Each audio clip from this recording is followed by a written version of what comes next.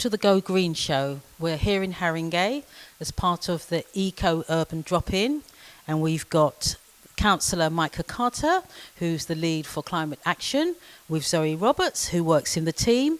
And today we're talking about the Haringey Climate Partnership, and we've got some other goodies for you. We're going to be making bird houses, bird boxes, and we've got Rachel talking about parklets, and we're looking at recycling plastic bottles to another level. Thank you. So over to you, Joe and Zoe. Hi. Yeah, thank you, Sonia, and thanks, Go Green. So we're here to talk about the launch of the Haringey Climate Partnership, and that is a groundbreaking way of the council and residents working together to tackle climate change. This can't be done as individuals, it can't be done as just the community. The responsibility doesn't just lie with the council. It can only work when we are working together. And as we know, it's become more and more urgent. The need to mitigate against the impacts of climate change are now. We're seeing it now, not in 30 years, 40 years, and it is our most vulnerable residents, not just in Haringey, but globally, that are the ones that are going to be impacted the worst. So it's really important from a social justice aspect that we do all we can. And Haringey is uniquely placed, I would say, as one of those boroughs that there are so many committed and engaged residents on this. And at the Go Green Festival is a really good example of this. In Tottenham, it's, grassroots climate campaign, grassroots festival that, brings together all of the actions that we're seeing from residents and from community groups and from campaigns, and really brings it together during that sort of key peak climate time in the middle of summer. So with the Climate Partnership, the Haringey Climate Partnership, our aim is to bring all of those different aspects from the campaigns, from the festival, from individuals and the council to work on co-producing solutions. And some of those are things that the council has already been doing, and it's about going, okay, how can we make it work better? How can we amplify the impacts of the positive impacts of the council's work by leveraging that capacity and that energy in the community. And please bring your ideas. We're thinking future meetings could be in person. We know online works for some people, in person for others. So come bring your ideas and your feedback about how we can get this right. And we want to hear, how can we engage more people? Because there'll never be enough people talking about climate change. My name is Philip Jackson. I'm from Brookside House. I'm a resident gardener which has been doing gardening project, art and experimenting with recycling. And we have had we experimented a few plastic bottles for a couple of months now, and we have come up with this like a hydro recycling planter from bottles.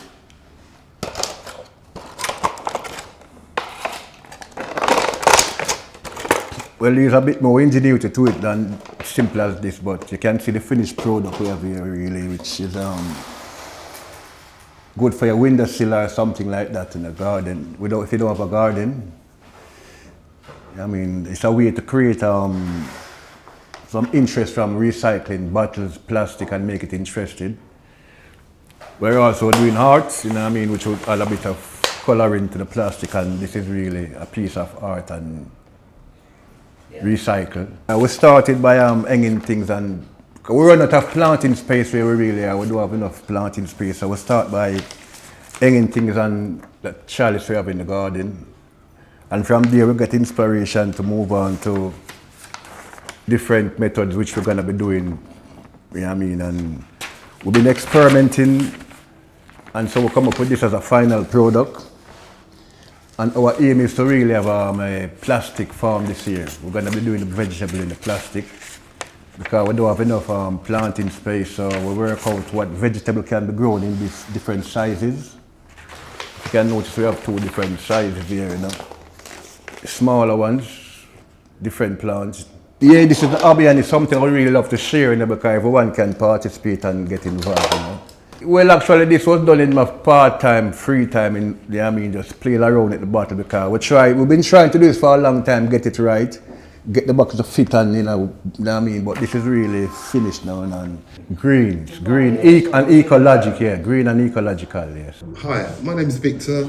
I'm from Footprint for Good. I'm the founder, and today we're really excited to be here to work with these lovely young people and adults. And we're going to be upcycling and making bird boxes to create habitats for animals and wildlife in the community. The whole point of what we're doing is to kind of get people to learn about climate change, but indirectly. Yeah. So we're looking at kind of working on things and using other interests and narratives to kind of bring them around climate change, because it's not the most automatically attractive. Hi, we're here today with Rachel, who's part of People Needs Parks, small community green spaces.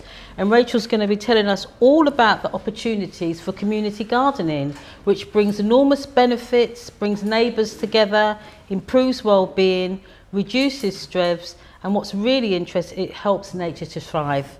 Rachel. Thank you, Sonia. Hi, my name is Rachel. I work for Haringey Council in the Parks Department, and I'm running a project called Small Community Green Spaces, which is about helping residents to activate local green space, maybe slightly forgotten green space, or make it more innovative, activate it for the local community. So what the project does is residents can nominate a green space that they would like to garden together, and then it gives them support through the officer, which is myself, a little bit of funding for choosing plants, bringing people together for gardening days, and helping improve it in a way that those residents see is pertinent. So what sort of spaces could be transformed through the project? So it may be that you notice roadside verges, there may be a small area of a larger green space, there may be some raised planters that aren't very inspiring, but would provide a lovely community focus for you and your community. And what the project will do, it will help support you put plants in, bring colour, help nature to thrive, and give you a focus for the local community. Get together with your neighbours, put forward a green space, and if it is council owned, if it is eligible for the project, then I look forward to working with you. Okay, thank you very much, Rachel. Thank you.